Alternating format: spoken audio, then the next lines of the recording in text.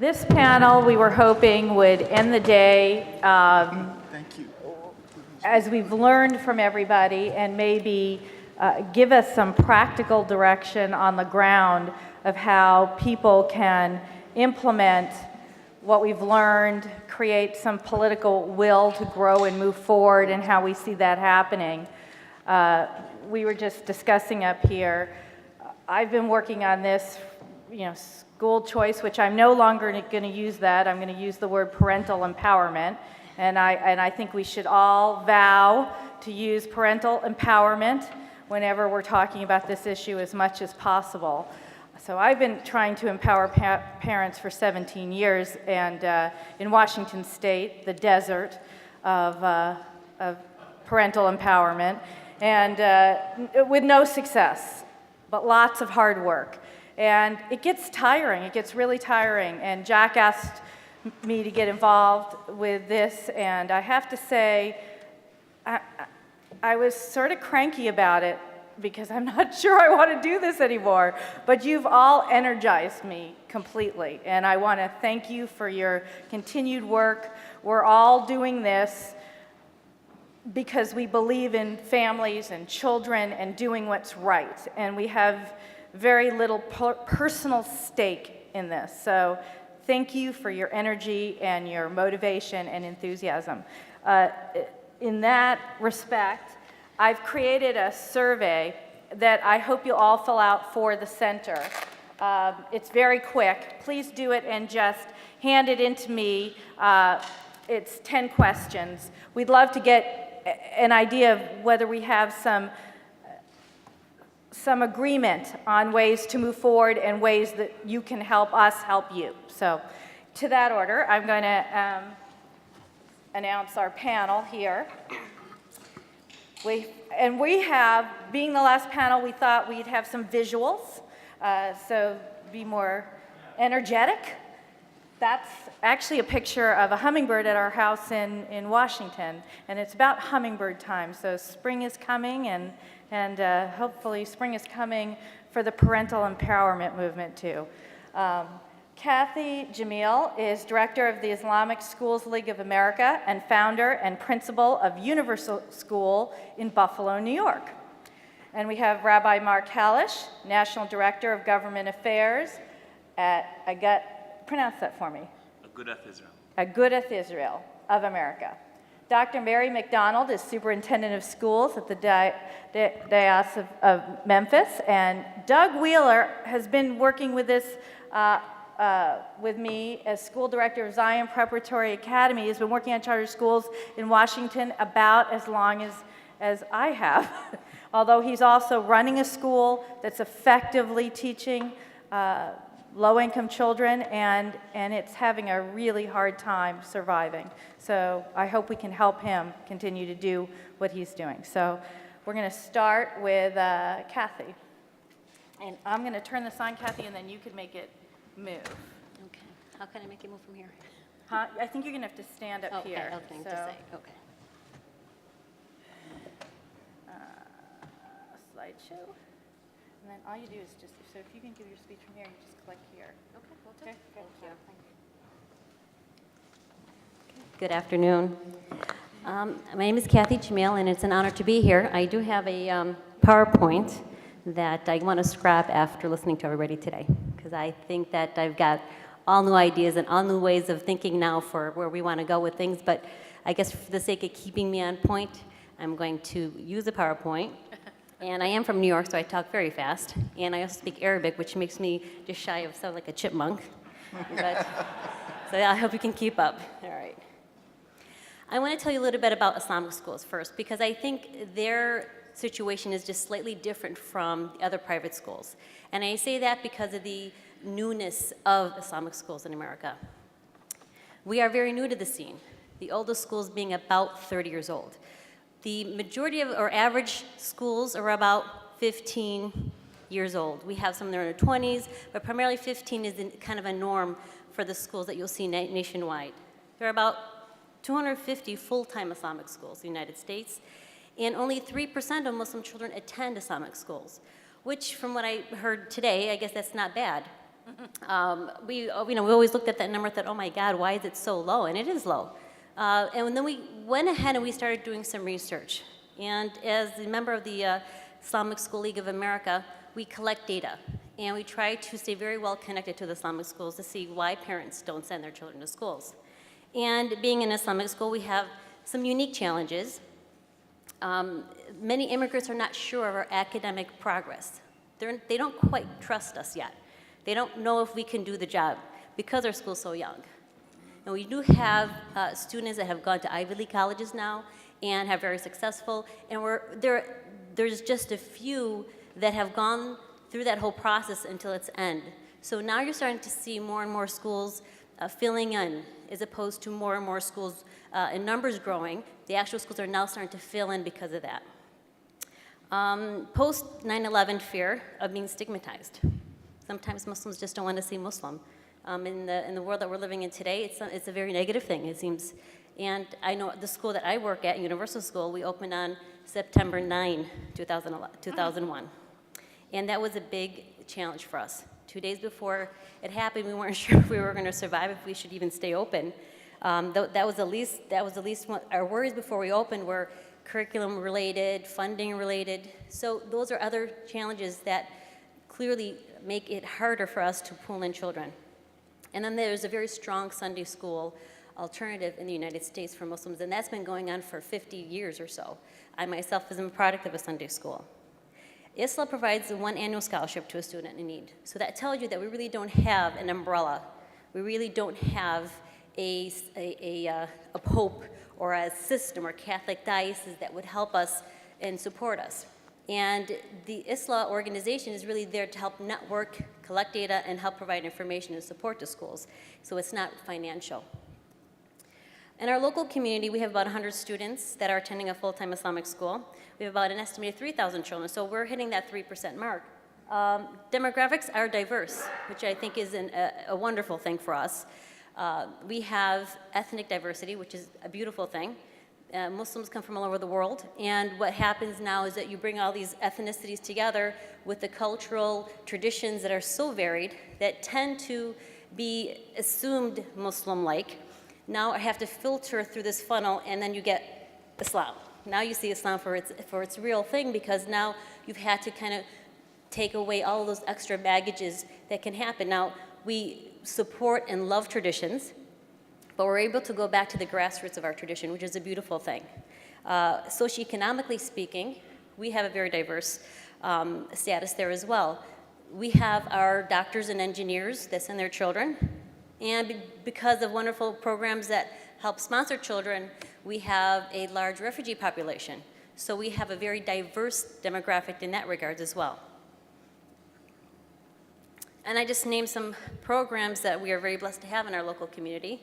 The Bison Fund, which is very much like the base fund that provides tuition assistance to students. There are Catholic school programs that focus specifically on refugee populations, which is wonderful. We have a Sponsored Child Program, specific donors, and O'Shea Foundation is another foundation that provides financial support specifically for high schools. Now, Buffalo, New York, from where our schools are, has a very large population of Catholics. And because of that, we have a lot of choices when it comes to private education. High school, elementary, preschool, and everything in between. So it's a great opportunity for us to be able to collaborate with the Catholic schools and learn a lot from them. I wanted to bring up a point about the refugee population, and I think this kind of goes alongside with what the judge was talking about with the specific case that he's dealing with. Nationwide, hundreds of thousands of refugees have entered the United States. And they were brought in from countries like Somalia, Iraq, and Sudan, Burma, and Bangladesh. In these communities, these are people who can come from like camps, like live in tents. And there are some children that we have that have never seen a building. They literally come from inside of a tent, and then they're kind of plopped in the United States and expected to just be American and have to learn the ways of what it is to be American. We give them furniture, and they have no idea what to do with it. I mean, they've never seen a dresser before. And yet they're expected to just put their kids in an inner city. Mind you, they're always put and placed in the worst parts of the city. and going to the worst schools and expected just to be normal. These kids are devastated. In fact, most of those children that enter these type of schools end up in gang-related violence, drug dealing, and we actually, in our first year, had a funeral for a 17-year-old who was Somali. He was brought in to the schools connected to a mosque, and we had a funeral for him, and I found out that he was in a drug-related situation that caused his death. And it's these type of situations that make us stop and think how critical it is for us to have faith-based schools, because they provide a niche for these children that don't normally have. We don't just teach. I think generally speaking, schools don't just teach. We don't just teach academics. We actually are becoming more and more of a social service agency. Despite the argument out there, we're trying to help them be balanced human beings. And obviously our public schools are not doing that. Otherwise, suicide rates wouldn't be as high as they are, and it wouldn't be getting bigger in terms of being one of the number one killers of teenagers today, and it's growing and growing. Now, one of the unique things that we do in Western New York is interfaith work. We do a lot of interfaith work. Universal School works with other faith-based elementary, high schools, and local colleges. We have multiple academic programs and projects, service-based programs, sharing learning for understanding, and we don't do interfaith for the sake of just building tolerance. We do it for the sake of building understanding, and there's a significant difference in that. Our children work together with other children so that we understand that the world is a very whole and different place, yet we understand each other and we share and respect each other, and those are strengths in our communities. And we find that our organizations, no matter what faith tradition they are, they actually strengthen our organizations within. And they give us a strong voice in the process of our local legislation. We're able to push for things as a group as opposed to just as an individual organization. In fact, a nun helped us open our school. A Catholic nun who was very proud about private education helped us open the school. And I work with an organization called the Jewish and Muslim Friendship. And we work together on various projects. One very recent one we're working on right now was writing children's books. Actually, my father is here. We're working on a book called Mr. Jamil, with my dad, Visit the Synagogue. And we're going to start publishing those books. So these type of initiatives strengthen our schools and adds a distinctive flavor that I don't think they would get in a public school setting. And here are some just general references for you to look at. Now, a couple points I wanted to mention with all the wonderful discussions I've been hearing today. Number one, I believe it was a gentleman named Andrew, mentioned something that really hit home for me, and he said something about no compulsion. And the reason why that hit home for me is because in the Quran there are multiple discussions on that phrase. There's no compulsion in religion. It's repeated in the Quran. So when he said that, that really had an effect on me, because if we were in a situation where we had homosexuals in our schools, how would we respond? Or other situations that are quote unquote anti-religious. And in essence, I don't think any faith tradition is ever set in a certain type or kind of people, because it's a belief of the heart. It's not a belief that is an outward belief. It's a very inward belief. And so thinking along those lines made me start to think that there's a lot to think about. There's a lot to think about in our schools. And our schools are not perfect. And we need to really think about these things and work on them. And the same token, we want to have our religions to be something that is has its originally and purposefully, innately was established for, and that is to inspire people and provide them guidance in their lives, because children definitely need it. We all need it. We need something in our lives that gives us hope and something to look forward to. And so if our government is going to help support us in any way, whether it's local, state, federal, then I think our country as a whole has a lot to benefit from that. And I want to say specifically, when we're talking about low-income families who are very vulnerable to a lot of the challenges of American society, what better way to keep them off the streets, or what better way to help those students by making our country even stronger? And that's all I wanted to say. Thank you.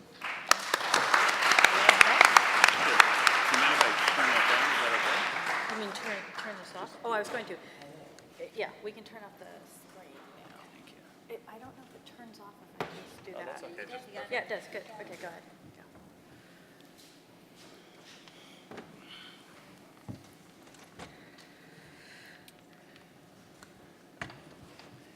In the Jewish faith, it is a tradition, Peischim b'chvoid ha'achsania, we say in Hebrew, that we begin by thanking our hosts. So in that vein, I'd like to publicly thank Peter Handley, John Coons, and Fawn Spady for just putting on a tremendous show and tremendous conference today. So round of applause. And many more. It's also a kavod gadol. It's a great honor to be included in a program with Charles Glenn, Darla Rampo, who's a good friend, Dick Comer, Eric Rasbach from Beckett Fund, who we're working with on a Blaine project, and of course Judge McConnell and many, many others, just friends from this movement, which is a difficult movement. It's a difficult task that all of us have. It's Friday. It's late. Getting close to sundown. I like to say I turn into a pumpkin at that time. And my rabbinic teaching tells me that when we get close to Sabbath, you must tell a story. So let me share with you a story. And that story requires some background. In May of 1997, Francis George became the Archbishop in Chicago. He followed one of the most famous archbishops in the United States, Cardinal Joseph Bernardine, who crossed so many barriers in the interfaith world.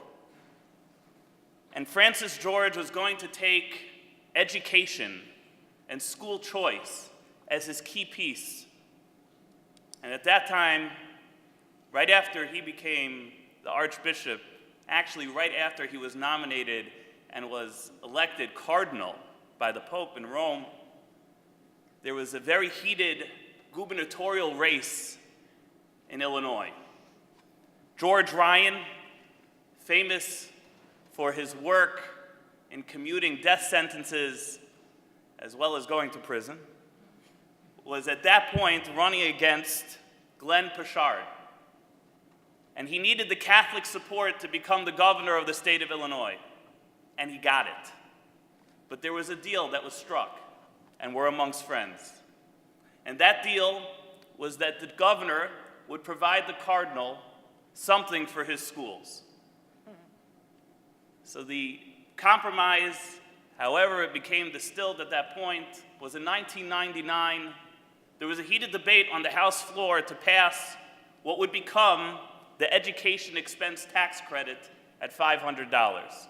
We'll get back to that later. And Governor Ryan himself was on the floor of the House of Representatives lobbying for the bill for its passage. And a state representative by the name of Lou Lang from the area of Skokie, Illinois, which has the largest Jewish population, after the bill passed, asked for a recount because he wanted to oppose the bill. He wanted the bill to fail. And the key vote at that time was a representative by the name of Sid Mathias, a Republican from an area of Buffalo Grove with a small Jewish population, but he himself was a Jew, and he has now become an Orthodox Jew.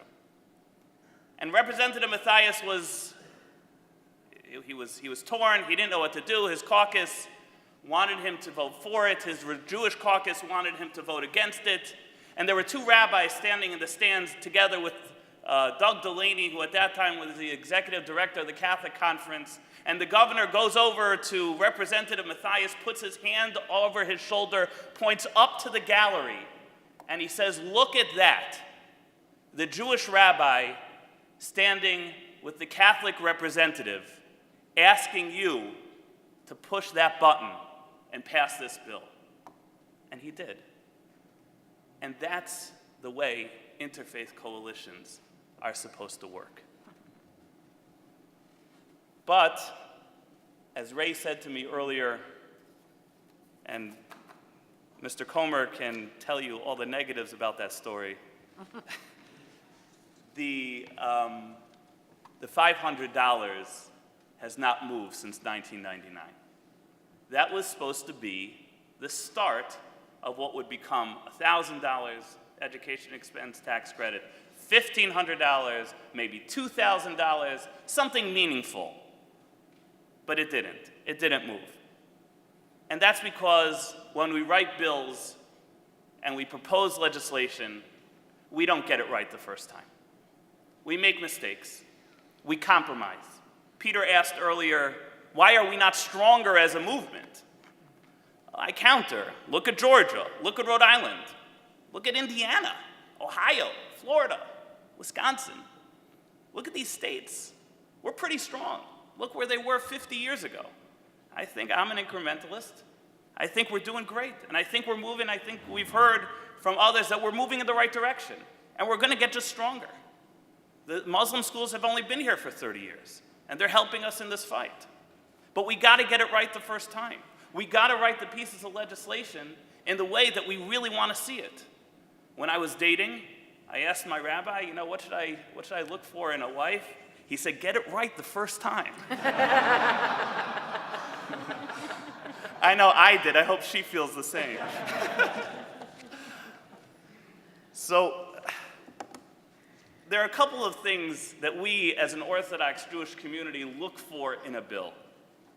And I'll get the most difficult one, out there first. Normally, in conversation, if someone says they have two things to talk to you about, it's usually the second thing that they want to discuss. Here, I'm going to share with you the most important thing I want to discuss, which is discrimination. Right? Our previous speaker mentioned it, and it's the elephant in the room. We want to be able to discriminate. I want a school of Jewish children. The Catholics want a school of Catholic children. And the Muslims want a school of Muslim children. That's what we're looking for. The federal law tells us that we can discriminate in that way. We cannot discriminate, and we all agree, on race, color, or national origin. We're all in agreement. Cannot discriminate on those grounds. But I would like to be able to discriminate on other grounds. I don't want the state government telling me that I have to be disability compliant. Because honestly, my schools cannot handle those children. They don't have the ability to educate these children in the way that they need to be educated. Some of them can, most of them cannot. And we have that problem in Milwaukee. And we have that problem in other areas. We have that problem with the bill in Indiana right now. Why add those provisions? Define poor. We mentioned the word poor over and over and over again. What is poor? Well, I'll tell you. In the Jewish community, as my colleague Howie Biegelman so expertly mentioned earlier, 80% of the children are on scholarship. Well, let's define what that means. My tuition bill this year for my 5 children, thank God, is $50,000. That's after taxes, before I put a morsel of bread in their mouths, before I pay for my mortgage, before I pay for my cars or my transportation. I must pay $50,000 to the school for their tuition. How much money do you have to make to be able to support that? And unlike other faiths, within the Orthodox Jewish religion, over 95% of the children are in Orthodox Jewish schools. There is no other option. They cannot go to public school. So what are the families supposed to do? So when we define poor in legislation, unless you're talking about 250% of poverty level, that is going to knock out the Jewish community in your bill. You will not, unless it's 250%, we're just not there. It's not going to help our families. It's not going to help our children. And eligibility. Why would we possibly send our children to public schools that are failing to require them to be eligible for a scholarship? Does that make, we talked about logic before, but this is completely illogical. Just last Wednesday, I was assaulted on a New York City subway. I was in the subway, and I was looking over a document on my iPhone. And I have a BlackBerry and I have an iPhone, and as you know, the iPhones, they're clearer to look over documents than on the BlackBerry. So I was reviewing this document. I was on my way to the National Society of Torah Day School headquarters, and I had to meet with them about an important piece of legislation that we were working on in a certain state. So I had to review the document. I was, behind. We made a stop. The doors open. An African-American child standing above me grabs the phone and says, "Let go of the phone." So now, happens to be that I ran a boys' dormitory for 2 years in Skokie, Illinois. And that child was scared. And I looked up at him and I said, "No, I will not let go of the phone." I said, "Please, just walk off the train." And he got scared. And he looked at me and he says, "Are you a rabbi?" And I said to him, "Yes, I am a rabbi." And his fist was clenched. And I said to him, "Just let go of the phone, get off the train." And I said, "Please." And he said, "Give me the phone." And his friend was standing there looking over at him, and he was not happy that that his colleague was not being successful. So at that point, if you've ever been in a New York City subway, you've heard the words, "Stand clear of the closing doors." So that chimed overhead as we were locked in discussion. The boy had his fist, and I said, "Do not hit me." And he went and he slugs me in the face, knocks me out. Thank God there was another man on the train. Kept my phone because I was ready for the hit. Told you, I ran a dormitory. I'd been hit before. So took him away, and So later, I was discussing with my children, and I said to my children when I came home, all black and blue, "Daddy, what happened to you?" I said, "This country has so much to offer our children. This country has so much to offer these children. They want the iPhone. They need to be able to go to school. They need to be able to excel in schools. They need to be able to be educated in a way where they can get a good job and make a living and not have to resort to it." That's what I was trying to communicate with this child by not just giving him the phone.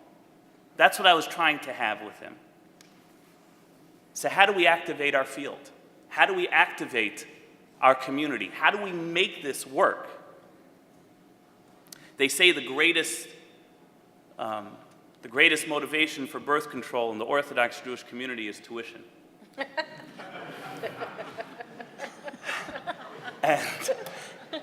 And that's scary. That's scary because we believe in our faith, right? We believe in our faith that we have to have children. I have 5 with a 6th on the way. God bless my wife. We have large families, and we believe in large families. Justice Scalia has 12 children. He believes in large families. The Catholic faith believes in large families. So we need to be able to motivate our community to do something on the legislative front, right, to relieve us of this tuition burden. And that's what we're in this for. That's what the Orthodox community, that is our motivation, and that's how we motivate our flock. That's how we get them to attend rallies in Trenton, New Jersey, where there's 500 children at the rally, 250 are Catholic, 250 are Jewish. You tell me, is that the proper numbers that should be at the rally? 50% Jewish, 50% Catholic, when 90% of the children in the state are Catholic and 10% are Jewish and other? So we need to motivate our children. Our community is getting motivated. We need the Catholic faith. We need your numbers. Let's be frank, we have the money. You have the people.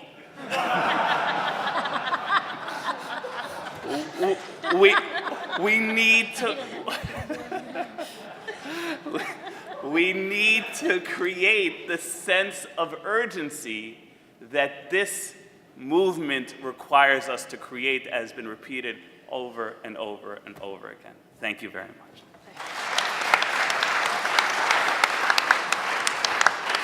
Mary?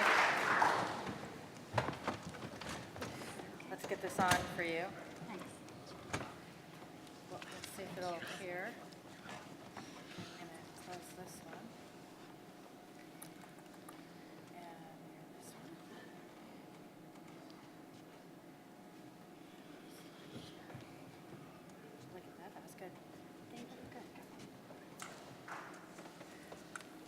Good afternoon. Great.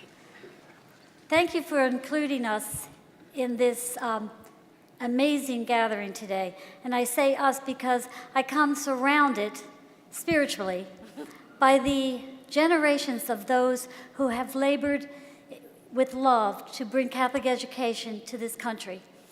And for generations, we have done that. And there has never been a time that we have been without a struggle. So I want to talk to you today briefly about one of the ways that we in Memphis struggle and the ways that we have met that challenge.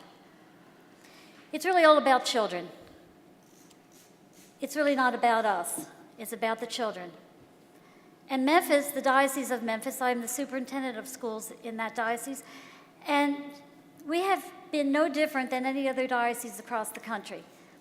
Historically, we had large schools, large Catholic populations, and most of them were in the urban areas at that time.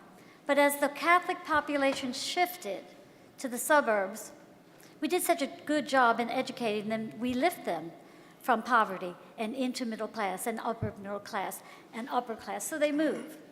And as they moved, the population in the churches dwindled, and therefore the schools began to close because there was no one in their mind at that time to educate.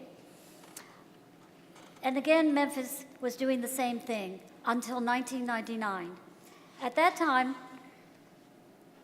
we had the lowest population that we had ever had in '98. And our schools we were down to 15 schools, and 5 of them were slated to be closed in less than a year.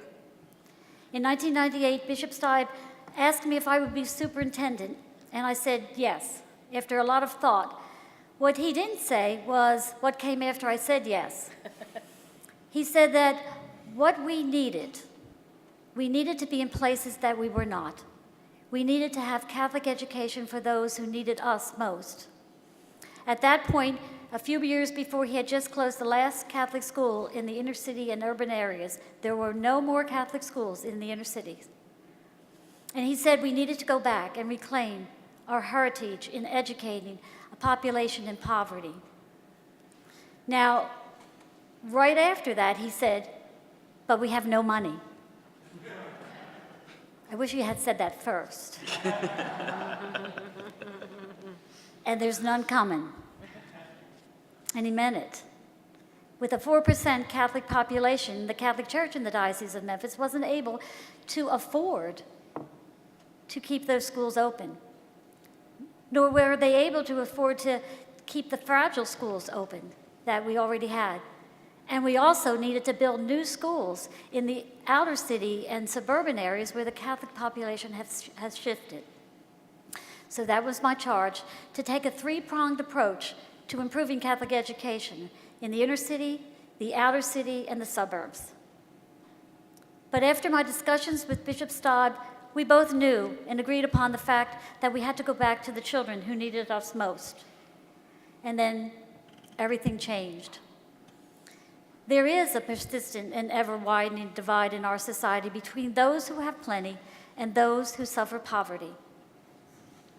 The schools that we founded at that point, called the Jubilee schools, bridged the divide of poverty with hope and the divide of ignorance with education.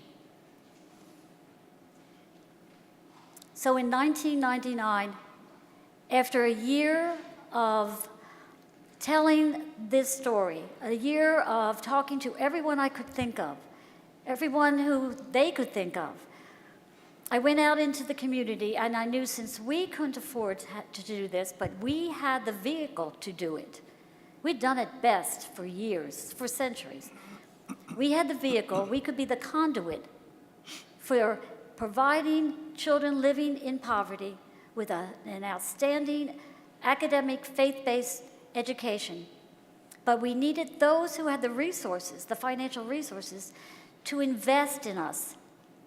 And I mean invest, not donate, because an investment requires accountability. And we wanted to prove to those who would invest that we are going to do what they ask us and what we know we can do. We started small because we really didn't realize what a huge task we had undertaken. it's great to be new at a job because you can just do whatever you want and always blame the fact that you didn't know you couldn't do it. So we started with one school in 1999, August of 99. And after some discussion, we decided to call this experiment, these schools, Jubilee schools, in honor of the Jubilee year 2000, which is in our tradition a year of mercy for the poor. So the Jubilee schools opened with one school, one class, one kindergarten class, and 26 students. That was all we were going to have until more people, once we put it out there and they saw that it was working, people began to invest in us. And that's where our partnerships were formed. People invested in the work that we do. And so one school turned into 6, 6 into 8, and we are still growing. We started with one school, one class. That's the way we reopened every school. These were schools that had been closed anywhere from 8 to about 56 years. And they were reopened, renovated, and reinvested in. And so every year we added a grade at a time to each school. The first year, one school, the second year, 2, 3, 4, and so on. So that we could teach not only the children, but their parents and the community of what a Catholic school is and what it can do to lift up that community. And I've heard it talked about parental empowerment and that parents might not care because they don't have money. That is not true. Poverty does not mean a parent doesn't love his or her child. It means there are no choices for his or her child. And we wanted to provide a choice. That's all this is about, providing a choice.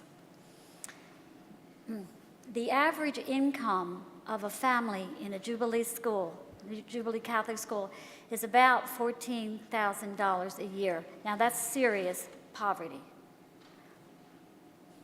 More than almost 93% are at or below poverty level. 87% of the children in the Jubilee's Catholic schools are raised by a single female who may or may not be the mother. The religion of the children in the Jubilee schools and their families, about 80% are not Catholic. They're of some other faith tradition or unchurched. We do not test for entrance. We don't ask what religion a person is. We just open our doors. And if a child wants to come, they come. As long as we have room, they are with us. We do not convert, but we make Christ present to the children and the children present to Christ. Our goal is evangelization, not conversion. Many of the other denominations preach about us in their services because they see us as a way to lift their children, the children of their congregations, out of poverty. About 86% are African American, 3% Asian, some Caucasian, and a growing number of Hispanic children. It is the children of the neighborhoods who come to us, regardless of race or creed or culture. They come, and someone mentioned about zip codes, how true that a zip code defines who you are. They come from some of the poorest zip codes in the country. And in these areas of burnout buildings, crack houses, gangs, violence of all kinds, are living children. And at first, people would say to me, there's nobody there. Those are the inner cities. There's no kids there. Drive around. There are children everywhere there. Our biggest competition to a Jubilee Catholic school is a gang. And gangs grow in numbers because they either recruit or reproduce. And we want to keep our children from being a part of either of those ways to grow gangs. We have proved this is our 12th year, and we do now have the data to support that we do what we say we do. And so the academic achievement level of our children from the same neighborhoods as the neighborhood school is strong, and we show that there is continual improvement, continual growth. Our goal is to have, at the exit level, a student perform at or above grade level in every area. Many of them have done even better than that. We have prided ourselves on the fact that we have very safe schools, and there's been no graffiti or vandalism, believe it or not, in these areas because the neighbors value the schools. Except one morning I drove into one of our parking lots of one of the schools and I saw graffiti on the wall. And I was really upset because I thought, it wasn't going to happen.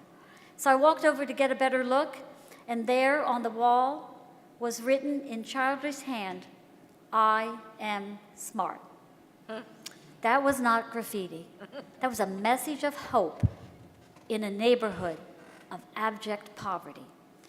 And that young man who wrote it, I took a picture of it before I made him wash it off the wall, because I thought it was a good thing. But the young man who wrote it learned something. He learned more than his neighborhood told him. He learned he was smart. And that's not what his neighborhood ever told him. So we have the data now to prove it. And it's all about being a good citizen, about providing an educated workforce. And that is what I talk to the people about in Memphis, in the businesses, the organizations, the foundations, the corporations, that we can provide you with an educated workforce. We don't want people moving out of Memphis. We want to educate children to stay in Memphis and make Memphis better. We want to provide you with that kind of a workforce. But it was very different doing a regular Catholic or traditional Catholic school with a Jubilee school. They really became centers of learning for the community, and we had to change the way we did education. We had to feed the children, we had to wash their clothes, provide them with clothes. We have washers and dryers in the school. We had to provide literacy for the adults, job training and placement. They became centers of empowerment for the community. They came to us hungry, sleep-deprived, victims of all kinds of abuse. We learned we had to feed them first.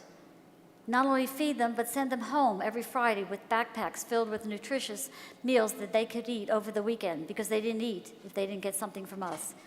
We trained and hired their parents and caregivers at our schools, and then put them in the pipeline for better jobs.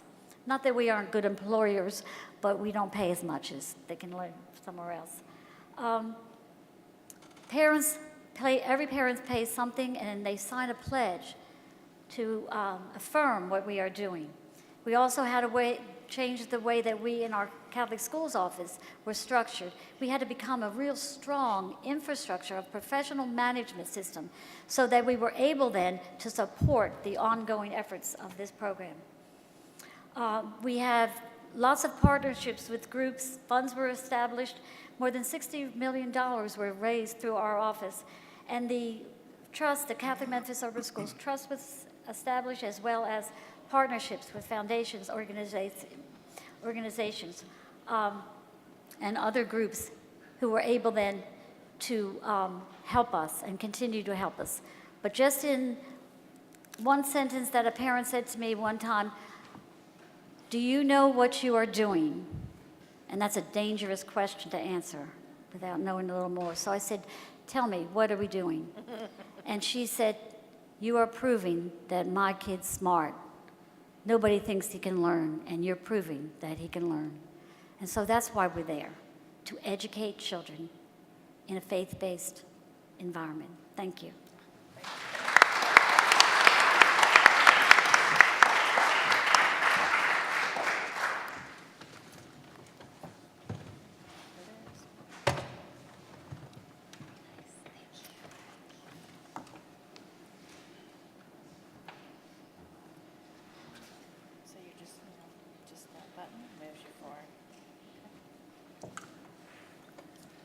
Wow. First of all, I got this computer in front of me, and I normally don't do that. I just start talking, just whatever comes to my head. But my daughter came with me, and she said, "Dad, nope, not going to work that way this time." So she put something together that you'll see that I may see. But I'm Doug Wheeler, and I come from the state of Washington State, the state of no. No voucher, no charter, no income tax. That's where I'm from.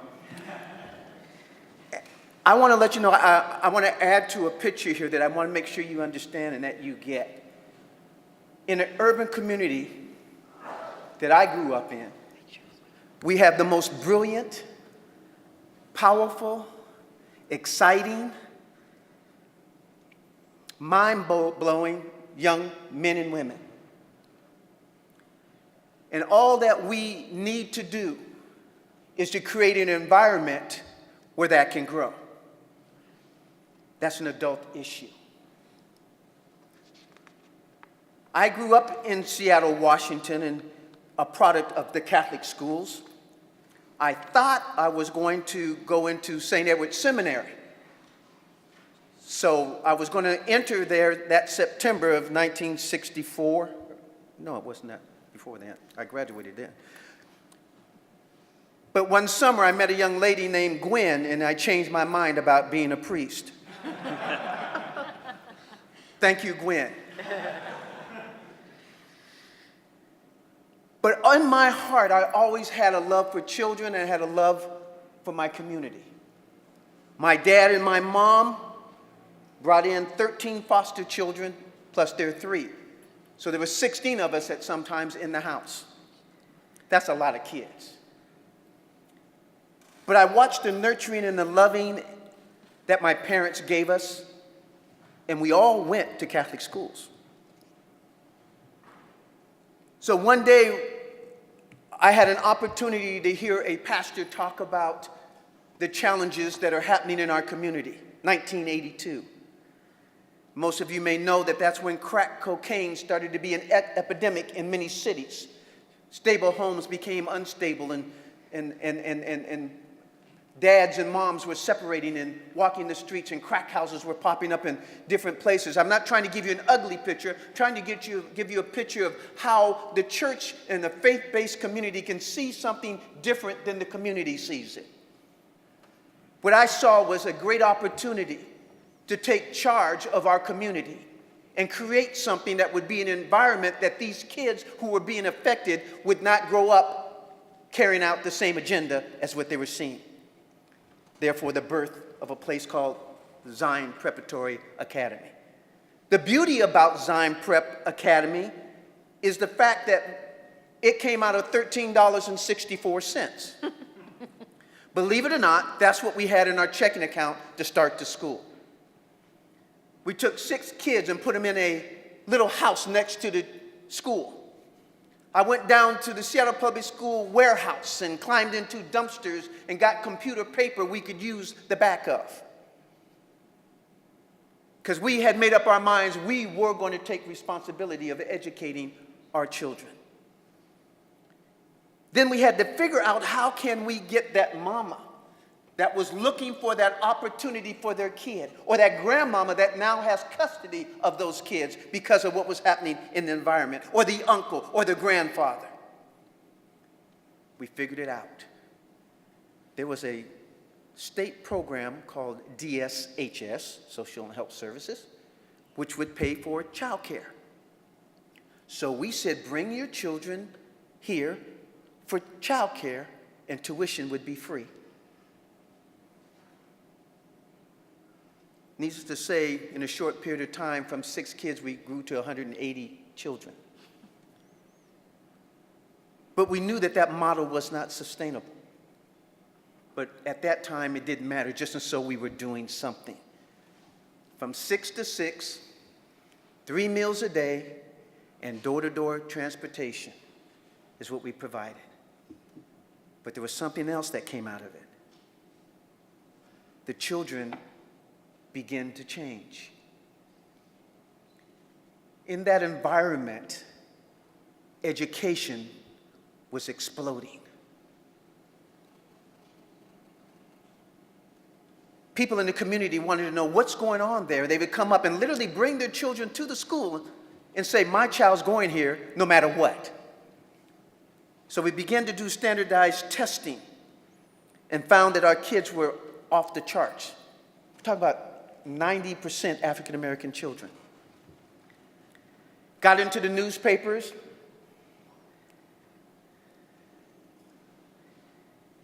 And donors started coming to our door saying, what can we do to help? From a little small school to a 7-acre,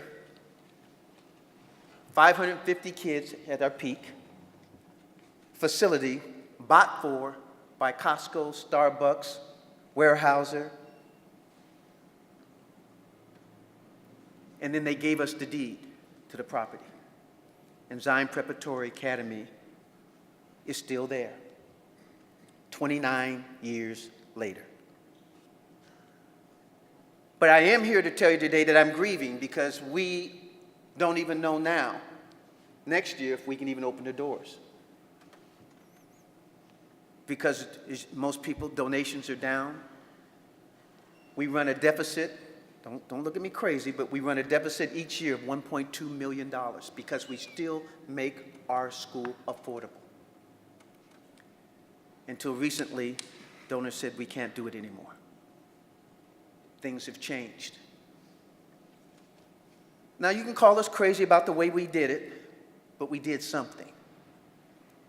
And so I got hooked up with Fawn and Jim and those guys saying, if we can just get charter schools, if we can just get a voucher program. So now I'm focusing, in addition to running this school, I'm focusing on how we can be assured that our kids in our community, our brilliant kids, our smart kids, our powerful kids that really want to make something of their life, parents who are really asking for an opportunity. See, the real gap is the opportunity gap. That's the big gap. There's parents that are looking for the opportunity, and it's up for us in the faith-based community to figure out how to do it. And I don't know why in the inner city it's so challenging to bring denominations together, but it's just difficult. But if we can just come together as a faith-based community as a whole, we can make the necessary changes, generate the necessary income to provide the best for the urban community. And I'm crying out for the urban community because I'm tired of seeing our young men, our young women going to prison. And young kids growing up in homes where there's no stability. So Zion Prep, as we call it, the miracle on 32nd Street, is still there, still tugging along, still with the mission to educate every child. I saw your graduation rates, and Zion's right with you. 99%. We want them to go to the best private schools, so we had partnerships with schools in Seattle called Bush and Seattle Acadmey and places like that. We had great relationship. All our kids had to do was take the test, pass it, get accepted, and then we would negotiate tuition based on what they were paying at Zion. That's what they did for us because they wanted our kids, still do. So I came today just in hopes that I was going to hook up, which I did, with some people that can help give me some ideas and our community some ideas what we can do to assure that our parents have opportunity. Opportunity. You talk about empowering opportunity. When you sit down and tell a parent you have an opportunity now to afford a private education for your child, you just see the light in their eye just go. You see the smile on their face. You don't have to ask them to come up to the school. They stay up at the school as much as they can. And the thing is that we're family. So the child in that environment no longer looks at you as a teacher, a principal, a school director, but as a dad or an uncle or grandpa. And when you talk to them, you can talk into their hearts and they hear you. So after 29 years, no matter where I go in Seattle, somebody says, "Hi, Brother Doug." And I turn around and know exactly where you're from. And even if I don't recognize them, I do. I go, "Hey, how you doing? You went to Zion, huh?" Because I know you call me Brother Doug. That's what this is about. It's about faith-based organizations embracing each other and figuring out a way how to do it right. Thank you.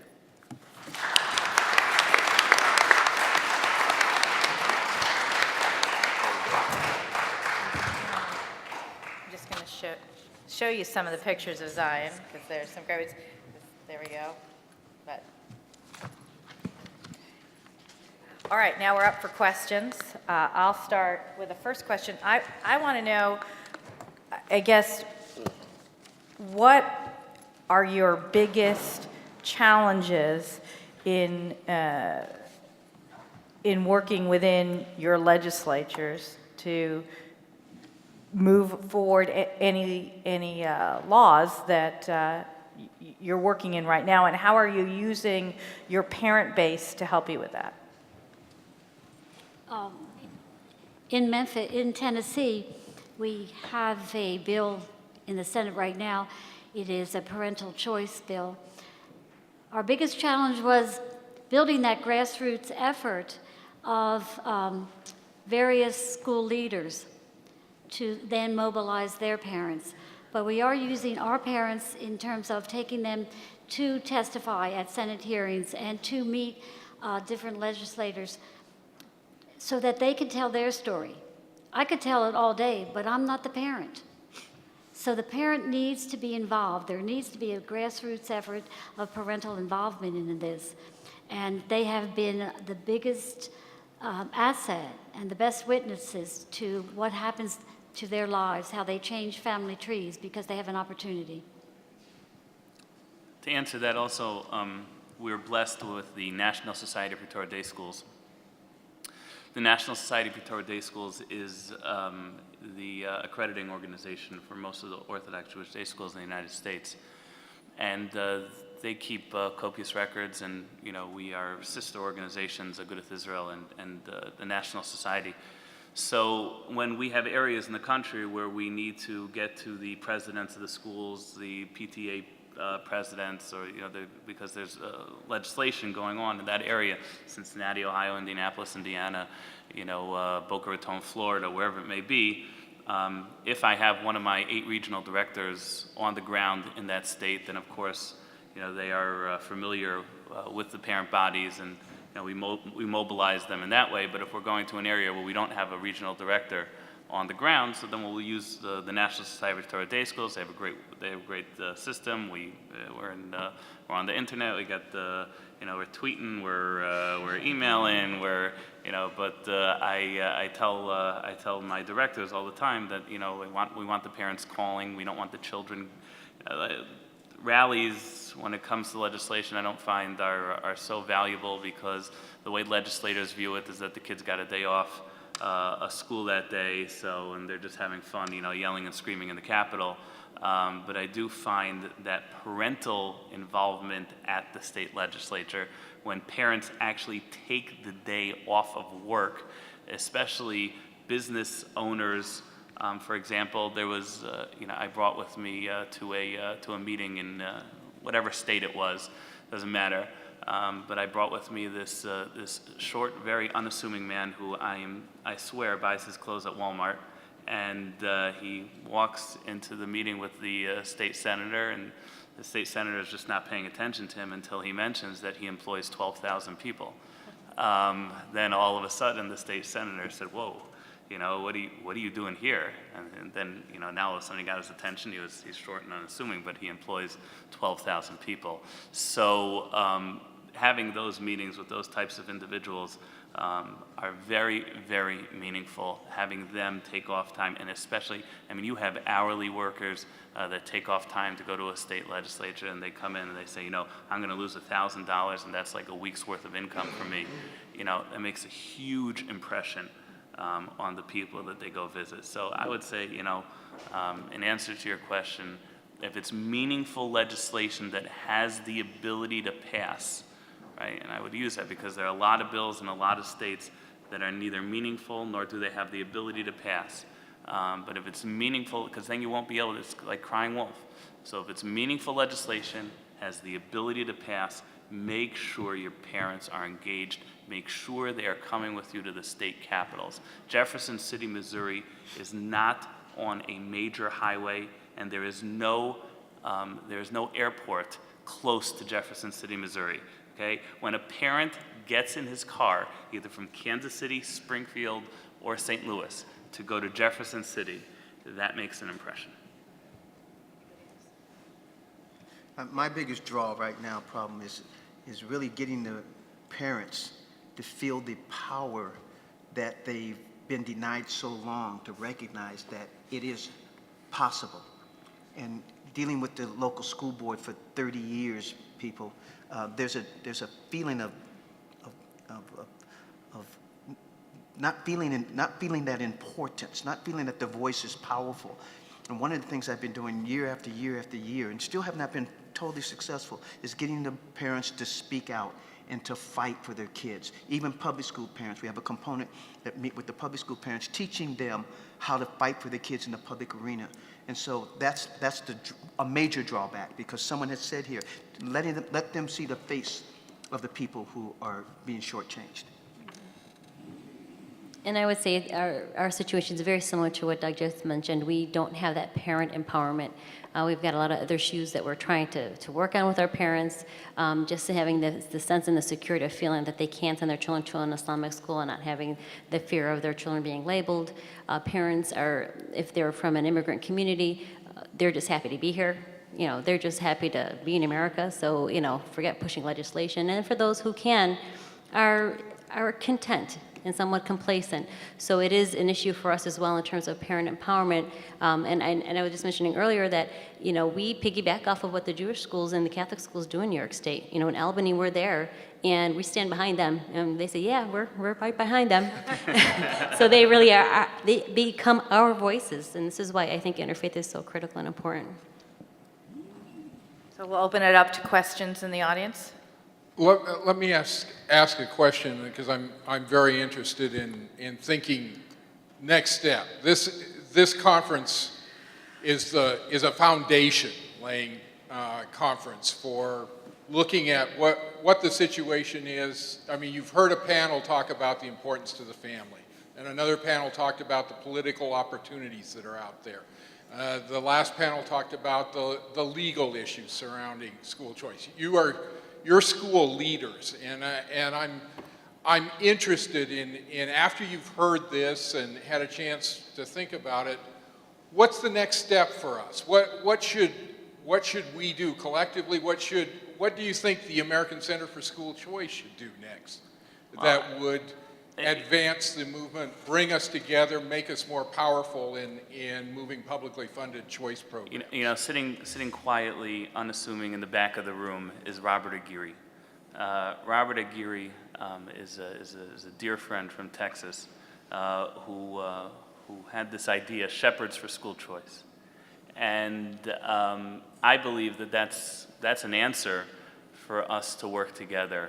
You know, if an organization such as a center, which is so inclined to work so openly with the faith community, as opposed to some of the other national school choice organizations, and I don't mean that as a slight, because I happen to be of the opinion that a non-religious faith must take the lead in school choice legislation. I happen to be of that belief. However, we would support, and we the Jewish community, supported the Shepherds for School Choice in Texas. I think we went a long way with Rick Perry. He was blown away when we walked into his office. As the governor of Texas. I mean, Texas is a republic. I mean, to blow away the governor of Texas is a wonderful thing. But when he saw, a couple of Orthodox rabbis walking in with a couple of Christian ministers and a couple of Catholic priests, he took notice. He sat down. He said, "Wow, what brought you guys together?" So I said Robert Aguirre, but everyone else said, school choice. So, but that's what it's about. So if there was something that you could do, I would say be open about working with the faith community and bringing the faith community together listen, I mean, we're all organized. The Catholics are organized. The Christian faith, the Lutherans, they're organized. The Islamics are getting more organized. So we're all organized. We can all, within moments, get in touch with each other. It's just a matter of, a unifying force to move us together. I know locally we've tried to be a little crazy with that idea. We tried a Catholic school / Islamic school sharing a building, and that caused kind of an uproar in our community. So I don't think people are quite ready for really dramatic things quite yet. But we did create an initiative where we work together. So our students, particularly our middle school students, do projects together. And it seems very, simple and mundane, but in essence, when the community as a whole sees them working on Habitat for Humanity, for example, these type of initiatives spread that concept of understanding in our community so that legislatures can look at that and say, it's working for them. And these kids come from inner cities, and if it's working for them, maybe that's something for us to think about. So I would suggest that we start even within our own communities and really try to branch out and connect to other faith tradition schools, because it's a very, very powerful. As you just said, when you walk in with other faith traditions into an office of a governor, that turns heads.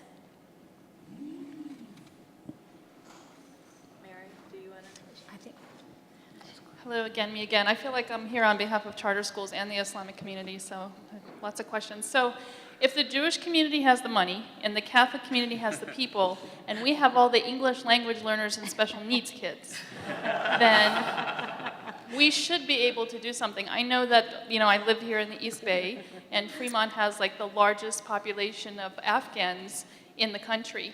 And, they're, after all of these attacks and, I won't get political. I don't think they're exactly war, but, people are being, planes and planes and planes are landing of refugees and Afghans and Arabs.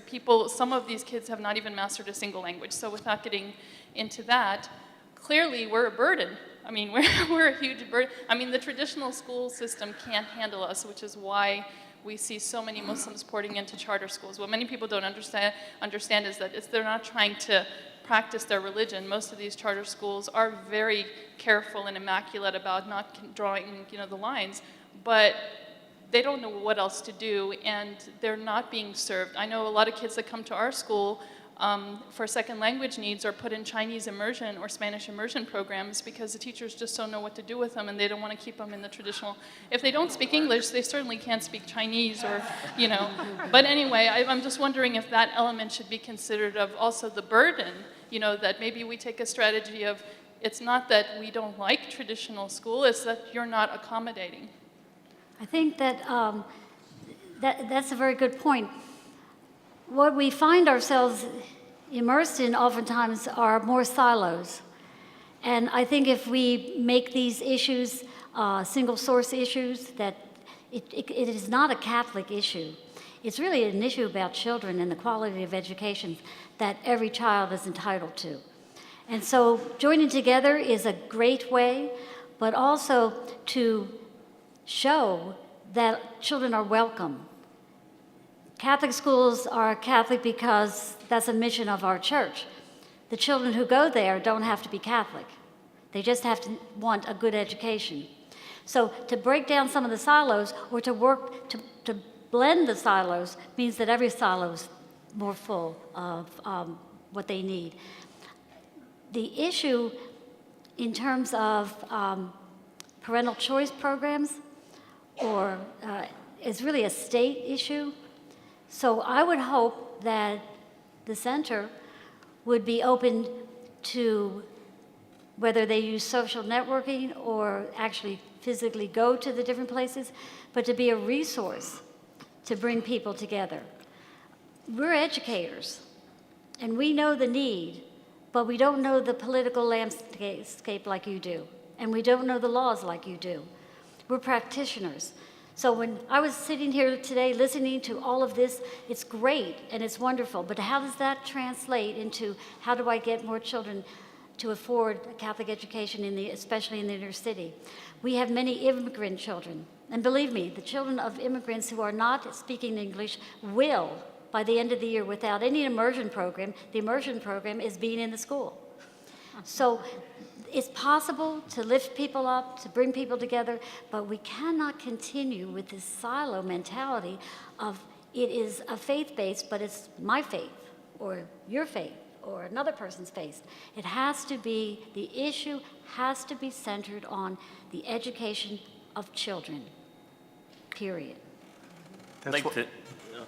That's why I really believe, and I'm hoping that out of this, that we would, especially in the state of Washington, sit down with people who can help us wordsmith this movement within our community to make the change. There's some things I've learned today, some opportunities that I didn't see before as we approached this in the past.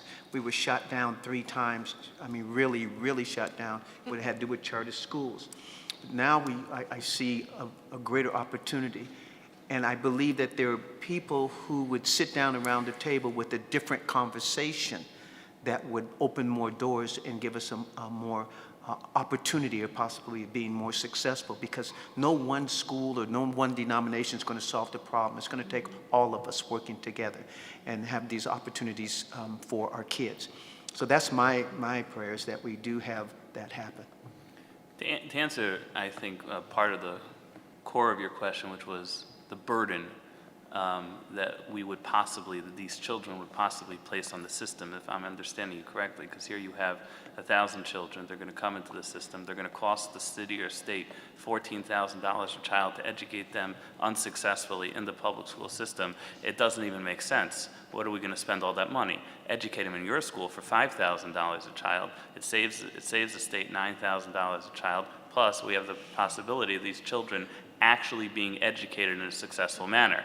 Right? Again, logic, right? So we have to throw that away, because I had a conversation with now U.S. Secretary Arne Duncan. Prior to that, he was the CEO of CPS, as we like to say in Chicago. He was the chief executive officer of the Chicago Public Schools. So as CEO of CPS, he and I had a conversation, because one of the something unique about the Orthodox Jewish community is, rich or poor, on Saturday you can't drive, so you have to live within walking distance of the synagogue. So, we have a very eclectic, diverse group within the synagogue, so I can't walk out of a synagogue without someone saying to me every week, well, if we close down our schools, right, then they won't be able to afford the education of our children. So one time I had the guts and I said to Arne Duncan, I said to him, listen, I'm going to close down the schools and you're going to have to educate 5,000 children. So he says to me, and I'll never forget, he looks straight in my eyes. Arne Duncan said, close your schools, we'll teach your kids. We print the money.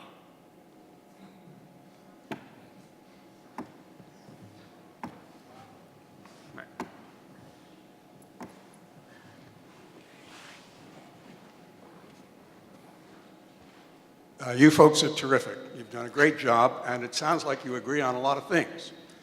But I want to talk a little bit about whether you agree on everything, or whether there are some things you don't agree on, and if so, are they deal breakers? I'm the same guy I was before, Michael Garrett. Okay, and he's Jack Coons, my conscience.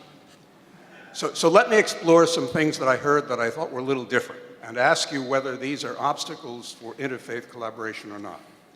Rabbi Kalish, you were terrific, and I'm glad to know you've got the money, we got the people, let's talk. However, you pointed out that we all want to educate the children in our faith.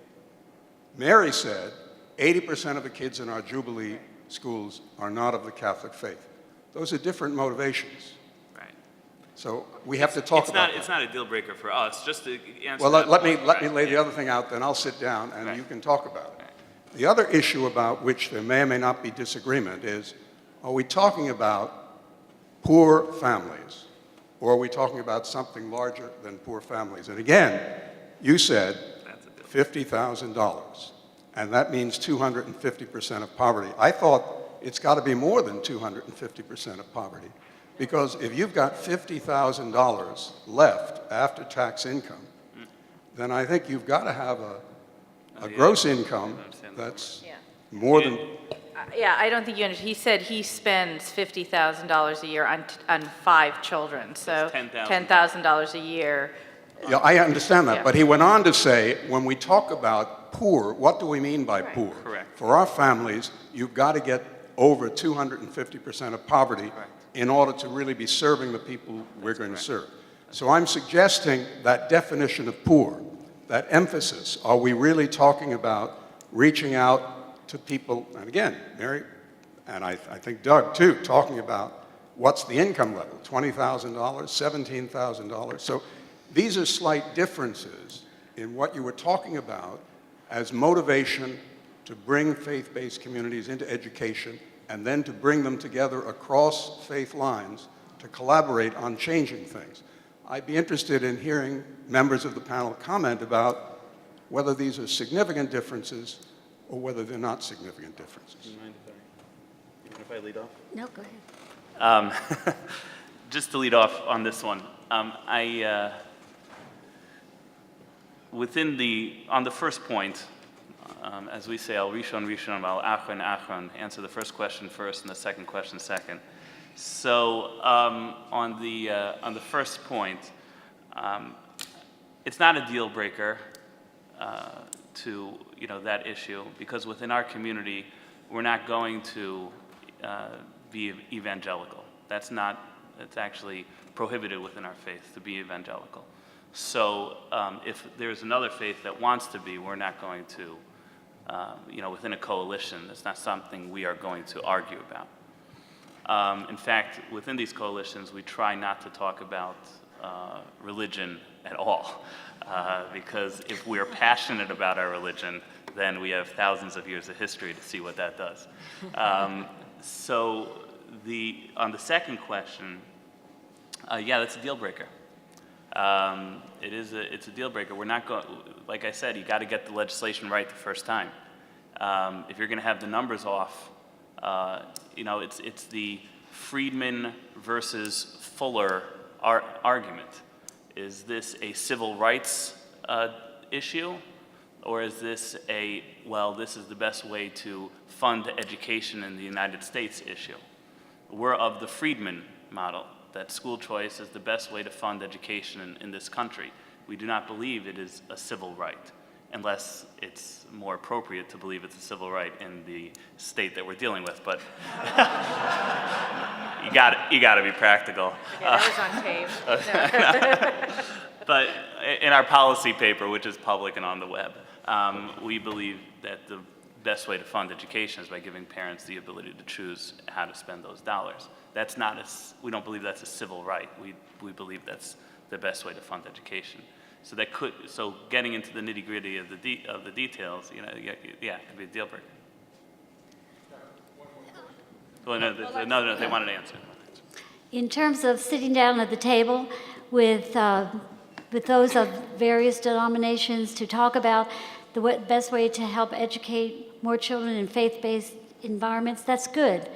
And if our presence at the table can help more children, that's even better. It doesn't mean that we have to do whatever it is that it is decided to do. I found out that all money comes with strings. The strings are different. If the string is from an investor who wants accountability, that we do what we say we do, that's a good string. I hate to say this publicly, but I have turned down millions of dollars from people whose strings attached would compromise the way we do what we do. So if a government has a string that compromises the Catholicity of our schools, what makes us great is the environment in which the education takes place. So if that education is a Catholic thought, Catholic philosophy, then that's what we will be. That is a deal breaker. If we are not in an environment of Catholic identity, then what are we even there for? So it would just be another private school. So yeah, there are strings that we would cut because we can't compromise who we are and what we do. And I'll just add to that though there are clear, obviously, differences in our faith tradition, for me personally and those who I work with in terms of interfaith, we're not shying away from the fact that we want to see God consciousness. We're not going to shy away from that, whether you're Jewish or Catholic or whatnot. My children all went to a Catholic school. My youngest right now is in a Jesuit high school, and I'm very happy about that, and I'm very proud of that fact. And I want them to be in a God-conscious environment. Mm-hmm. So I don't think that sitting at the table and discussing this is going to bring out those details that define us differently, but instead actually bring us closer in terms of what we do believe in. Mm-hmm. And I really believe that as far as coming around the table and talking, I can't see, this is just me, anything that would be a deal breaker from coming together and coming up with a plan that we can serve our kids within our community, faith-based, regardless of what the families choose. That's a whole different issue. But there is communication, there is an opportunity that I'm puzzled why it's been so hard to do. But I really feel that can happen. The second part of that is and I will tell you that the largest amount of support I've gotten was from the Jewish community. Literally, and I'm not exaggerating at all, literally millions of dollars. And the point was when they came, they said to me, I see that you are truly educating children in this community. That's the utmost importance to us, that you educate children in the community. There was a second factor that I really felt proud of, is that we don't turn anybody away if there's a spot. There was no pre-testing, nothing. If you come up, no matter who you were, and you opened the door, and we had a spot, it was yours. And they appreciated that. So I'm gonna say is that I don't see any deal breakers of coming together. And I believe that when it does happen, we will see a great change in our community. Do we have another question? Eric Rosbach. I actually just had one comment and a question. The one comment is just on interfaith issues from a practical litigation standpoint, and any of the issues that I talked about. It's much, much more helpful to have an interfaith coalition behind whatever it is, because one of the many of these cases, because they don't follow logic, as was discussed, follow narrative. So the key is, what I'm fighting for on behalf of my client is to create one narrative, and the bad guys are trying to create a different narrative. And that almost always centers around, this is a Jewish school, or this is a Catholic school, or whatever, dressed up as a public school. And my job is to undermine their narrative and promote mine. And one of the things that promotes my narrative and undermines theirs is to have interfaith support. Even in a case like this TISA case, it would be great to have interfaith support for that, because if it gets turned into this as a Muslim school, then it's still the outcome of that case is gonna harm every single faith tradition in the country. So what you really want is everybody supporting, the idea of religious accommodations in school. So I just wanted to throw that out there. The other thing is that in the legislative front, we've noticed that on Blaine repeals, it's been really effective to have an interfaith approach, and we have different lawyers of different faiths at our law firm, and my colleague, Mayor Katz, who happens to be Orthodox Jewish, went and testified in Tallahassee, and basically was told later that the Jewish member of that committee changed their vote. A Jewish Democrat changed their vote from against Blaine repeal to for it because of his testimony. And that's the kind of thing that I guess what my question is there some sort of interfaith working group, and maybe it's been mentioned at some other point during the conference, I haven't been able to see every event, but is there some sort of interfaith working group that talks about these issues, lets people know about legislative things that are going on in different states? Because I think there's a silo among different communities, and that's one barrier, but I also think there's a silo in states. So people know their state house, they know Tallahassee, or they know, Atlanta, or whatever it is, but they don't communicate across. And actually, it really helps to tell the Florida legislators that the Missouri legislators are considering the exact same thing right now. You're not going out on some kind of a limb. So that's my question, is whether there is an interfaith working group, and then if there isn't, then why don't you start one? Yeah, if I can, I think that's something we are hoping might come out of this, is that moving forward, we can work together, we could create panels that we could take to different states if you're working on things, legislation, and we can obviously pull together these kind of resources and speakers and help where people need people to testify and talk to parents, and hopefully we might be able to work on that. So, anybody else want to? I actually have a question for the panel and for people in the room as well, and then we can get to you. I do think, getting to Mike's point, this whole idea of where you have the cutoff, because there's this argument of obviously the greatest need is the poorest community. That's where the schools are the worst. At what point can you create legislation? Would it be of interest to some of the communities whose parents have already, they're already paying for Catholic school, they're already paying for your schools, they're already paying for other religious schools. If we can do a tax credit bill which creates so much savings to the state for low-income kids who choose to transfer to a private school, can we take some of that money and use it, if not directly, and I want to hear from some of the lawyers too, to take some of this money and then use it for a tax scholarship program, I mean, not tax scholarship, for a college scholarship program, or for something, some benefit for the parents who are not necessarily wealthy, but who are already making these choices, who are already in the private school system, and we need their voices to pass initiatives. We need their vote, and if they don't see something for themselves, it's not going to happen. We don't get them. So I guess everybody to address that, and people in the audience as well. Andrew Colson. Oh, Anne, yeah. There's one way.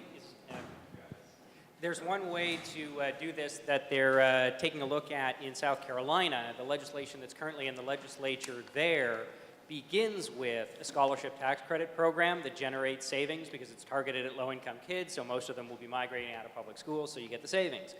Over time, it phases in a direct tax credit for middle-income families.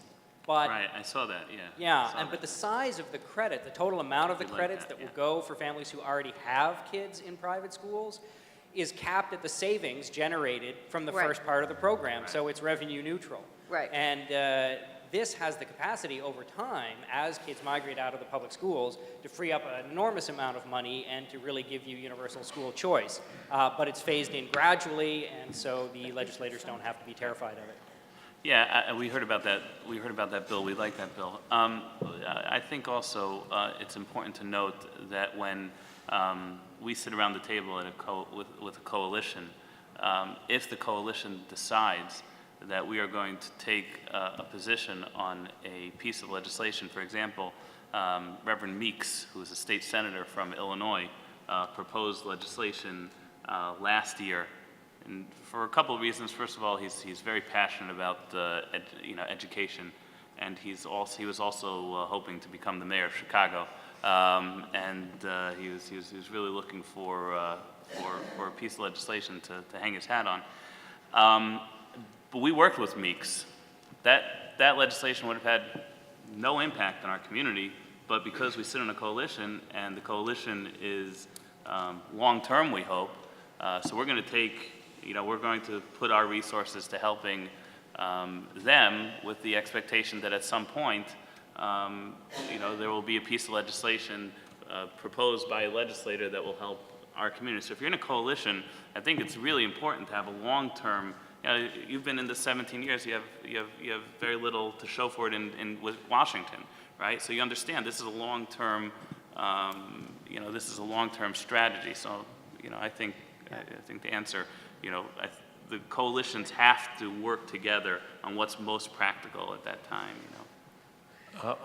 Bill Lockman with California Parents for Educational Choice. I've got a very brief and mundane question.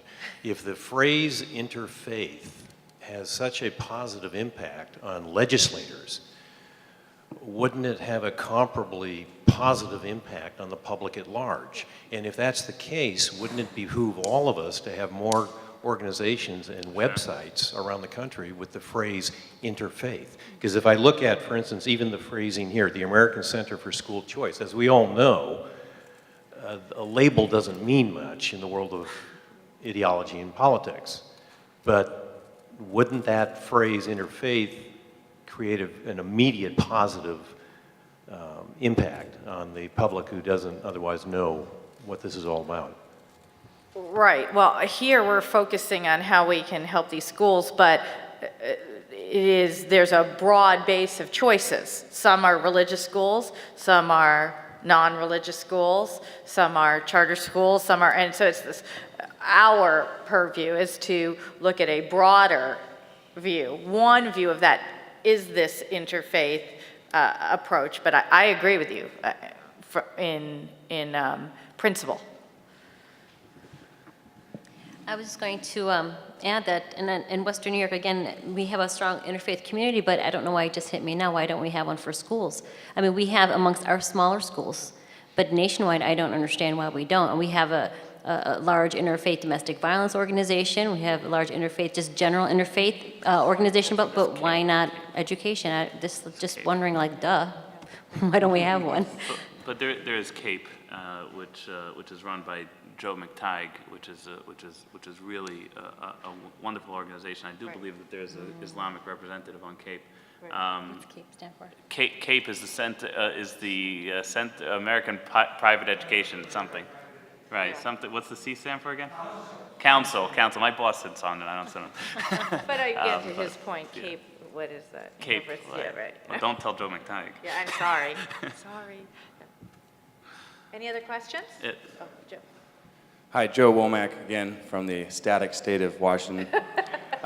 This is actually a response to the question earlier about what we agree on versus what we might not agree on. I have a very strong instinct. It's beyond just the point of instinct. It's just with personal knowledge within just the Catholic education community that there is not strong agreement on this issue of the question of converting schools to charters with a religious bias.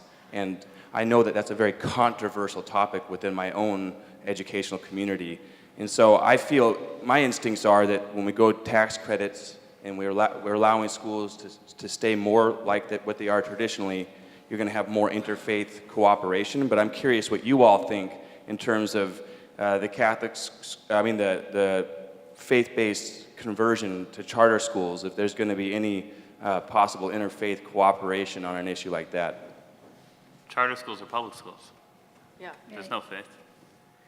I'm just stating our position. Our position is that charter schools are public schools, and there is no room for the Jewish community in the charter as a Jewish community in other words, if we want to get involved in charters because we believe in charters, then okay, then we should get involved in charters. But as charters to answer the question of tuition, like we're working on, we don't believe that's an answer. There is a project that I'm working on with other people, which isn't ready for publication, that could be an answer to that, but we don't. We just need to continue thinking about it. But I don't think we should use the term religious charter schools. I think that's just ridiculous. I think it hurts charter schools, and I think it hurts religious schools. Now, do I think you could create a charter school in a religious facility that has before and after care, and make a choice to do that, and not have it be a definitively religious school, but be just a good, morally based, safe school? Great, if that's what you choose. But I think it hurts both movements to use this term religious charter school. I'm personally opposed to it. I think also that the term conversion is misleading. You cannot convert one type of school into another. What happened is that the Catholic school closed. And the building, the facility, was used to open a charter school. What happens before and after the school day was maybe the debate. But if it is a charter school, it's a public school. If it's a Catholic school, it's a Catholic school. So conversion, Catholic schools converting into public schools, that's an oxymoron. That's not happening. It either is or it isn't. Right. And it is Catholic or it's not Catholic. It is public or it's not public.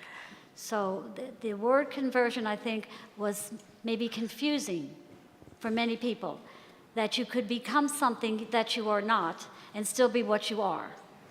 We actually need to round up. I saw the time and we're way past time. If you have the surveys done, please bring them up. For anybody who wants to continue this discussion, I believe we have an event. Could I have just one last comment? It's actually a proposal.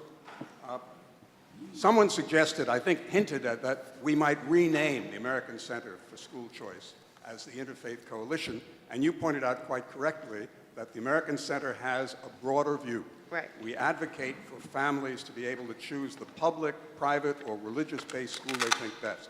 On the other hand, would there be support for the American Center for School Choice to take an initiative to try to build, using some of the people here, an interfaith coalition for school choice? Yeah. Would there be support for that? Of course, yeah. Absolutely. Yeah, Well, then maybe we can take that as one of our homework items. yeah. So, Well, Jack Coons is inviting people who have not had enough, who want to continue this.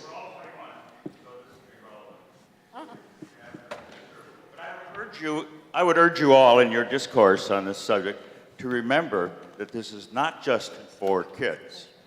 It's for adults to learn responsibility and to live lives as children, to become adults who have to take care of their kids the best they can. So here's to the discourse at the table. Where is it? Oh, I think you wanted to go to the faculty club, right? Oh, that's it. I think that's where I wanted to go. And remember, there are 50 states, and we all need to have a thank you all. If subsidiarity has a place, there are 50 states to do it. You'll have to follow Jack. You'll have to follow Jack to the faculty club, but it's sort of nearby. It's sort of that direction, I understand. So, But thank you all. Thank you very much. You've been very, very helpful.